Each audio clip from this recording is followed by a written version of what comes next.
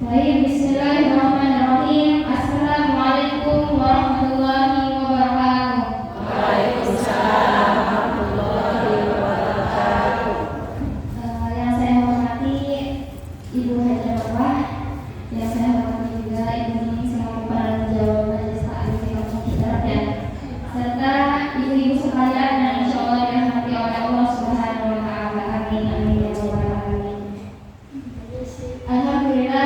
Alhamdulillah alladzi arsala rasulahu bil huda wa dinil haqq liyudhhirahu 'ala dini kulli wa kafa billahi shahida. Allahumma shalli ala sayyidina Muhammad wa ala alihi wa sahbihi ajma'in. Amma ba'du.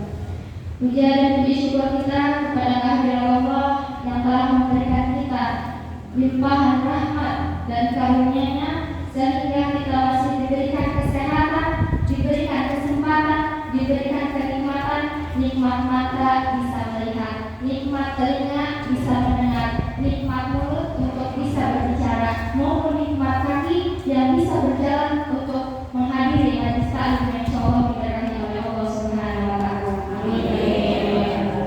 Masih banyak nikmat Allah yang telah diberikan kepada kita semua ibu sekalian.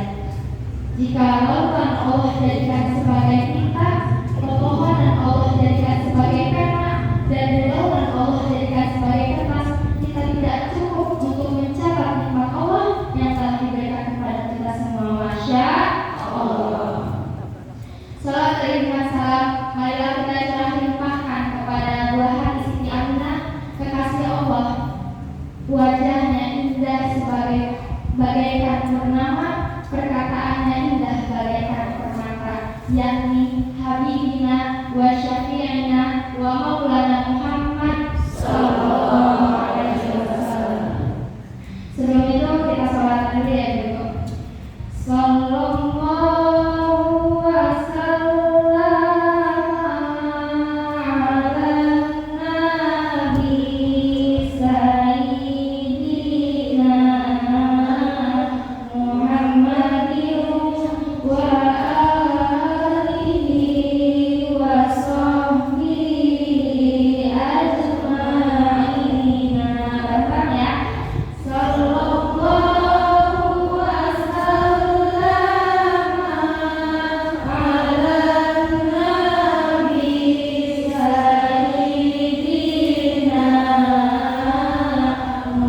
Muhammadin wa alihi wa sahbihi ajma'in. Yang karena beliaulah telah membawa kita dari zaman jahiliyah menuju zaman Islamnya sampai saat ini, dari zaman kegelapan menuju zaman terang benderang minal zulumati ilan nur. Ibu-ibu yang insyaallah dirahmati oleh Allah Subhanahu wa Ta'ala. Qala Allah Ta'ala bil Qur'anil Karim, a'udzu billahi minasyaitonir rajim. Bismillahirrahmanirrahim. Wa qala rabbukum ud'uni astajib lakum.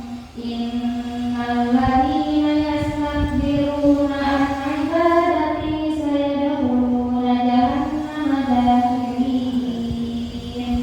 Dalam Quran surat Al-Ghafir ayat 60, Allah menjelaskan bahwasanya ingatlah kepadaku maka akan kuperkenankan untukmu, dan janganlah engkau sombong dan berpaling kepadaku, sesungguhnya neraka jahanam adalah tempat yang hina baginya. Allah telah menjelaskan dalam Quran surat Al-Ghafir ayat 60 bahwasanya kita diperintahkan oleh Allah untuk berdoa kepada Allah Subhanahu wa Ta'ala. Kalau kita ingat kepada Allah, kalau kita berdoa kepada Allah, maka Allah pun akan ingat kepada kita semua.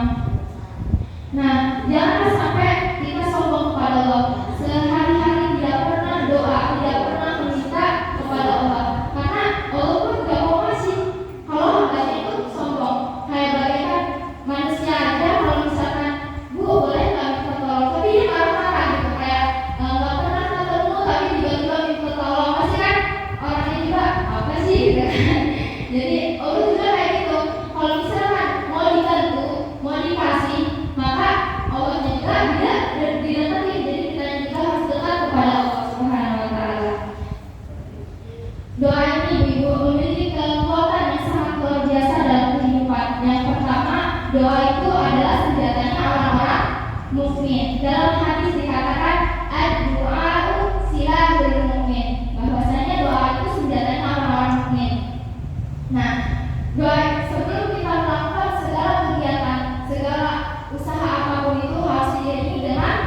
dengan doa. Percuma kalau misalkan kita usaha tanpa doa itu sombong. Usaha tanpa diiringi doa itu sombong. Tapi doa tanpa diiringi dengan usaha itu bohong dan kebalikannya.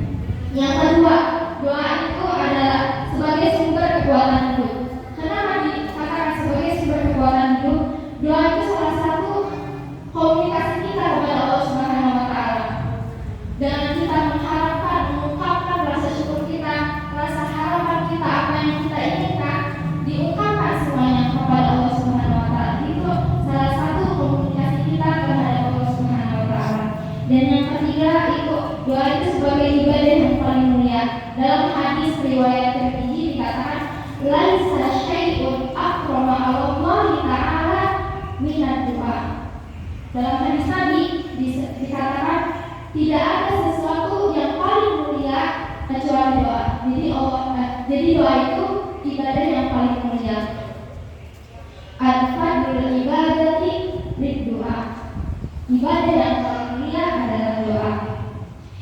Selanjutnya doa itu sebagai solusi utama ibu-ibu, bukan solusi yang terakhir. Terkadang kita mengeluh gitu setiap hari kayak ya Allah rezeki saya masih segini aja, mau saya pun bisa bertambah, punya anak kayak gini kayak gitu ya, kasihan ibu ya.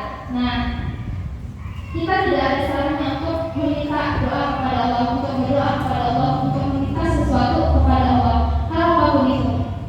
Jadi jangan sampai kita ada masalah sedikit lupain Allahnya, karena dengan cara berdoa itu salah satu cara menyelesaikan masalah dengan mudah. Dalam Quran surat Al-Baqarah ayat 186 yang berbunyi A'udzubillahi minasyaitonir rajim. Bismillahirrahmanirrahim. Wa idza sa'alaka ibadi anni fa inni qarib ujibu da'watad da'i idza da'an falyastajibu li wal yu'minu bi la'allahum yarsudun.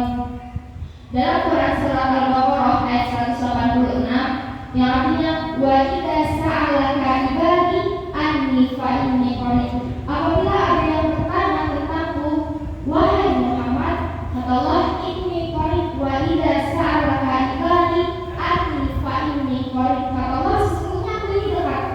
Aku ini bisa mendengar, bisa melihat apa yang kau minta, apa yang kau lakukan, Allah itu bisa melihat. Sesungguhnya Allah itu dekat.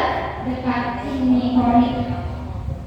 Diriwayatkan dari Qatadah dan ulama bahwa sahabat pernah bertanya kepada Rasulullah, wahai Rasulullah, kata para sahabat, wahai Rasulullah, bagaimana caranya kita berdoa kepada Allah? Apakah dengan berbisik? Apakah dengan cara suara yang lantang dan keras? Lalu diturunkannya surat ini, diturunkannya ayat 186 dalam Quran surat Al-Baqarah ini menjawab bahwasanya Allah itu dekat. Jadi Allah itu mendengar. Dengan kita suaranya lemah lembut pun Allah itu mendengar. Kita berdoa dalam hati pun Allah itu mendengar. Jadi kata Allah, jangan kau melampaui batas. Dekatnya Allah dengan kita itu digambarkan seperti urat nadi itu. Urat nadi hambanya. Tetapi dekatnya Allah itu bukan dilihat dari dekatnya Allah di sini misalnya. Mentang-mentang dekatnya di urat nadi, kita menyangka bahwa Allah di sini bukan. Tapi dekatnya Allah itu bisa mendengar, bisa melihat, dan bisa mengetahui. Dalam Quran surat Al-A'raf ayat 55 kata Allah, ud'u rabbakum tadarruan wa khufyah. Kata Allah, berdoalah kepadaku dengan suara yang lemah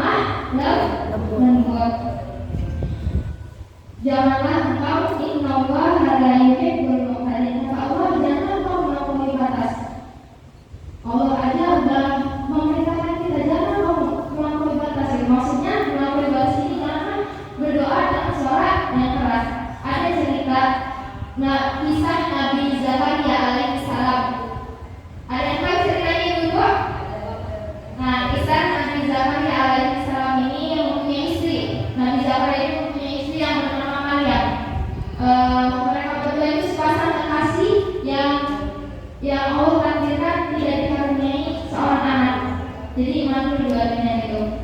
Tapi Nabi Zakaria ini terus berdoa kepada Allah, tidak pernah merasa kecewa, tidak pernah merasa putus asa.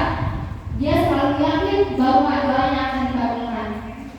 Kata Nabi Zakaria, ya Allah, sesungguhnya aku ini sudah lemah, kepalaku sudah dipenuhi dengan beban. Aku ingin dikaruniai seorang anak, kata Nabi Zakaria.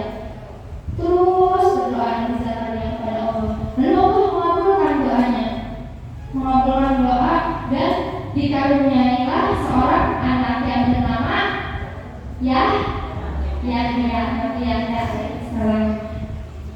Jadi Nabi Zakaria ini pengen banget dikaruniai seorang anak agar bisa meneruskan dakwahnya.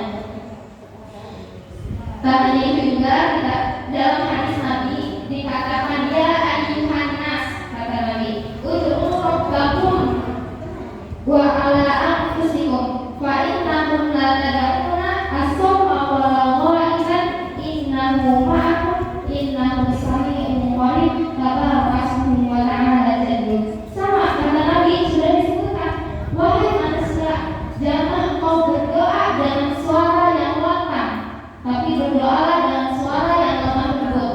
Bahwasanya Allah itu tidak tuli. Engkau itu berdoa dengan Allah yang tidak tuli. Jadi Allah itu mendengar, Allah itu itu dalam hadis Nabi ya gitu.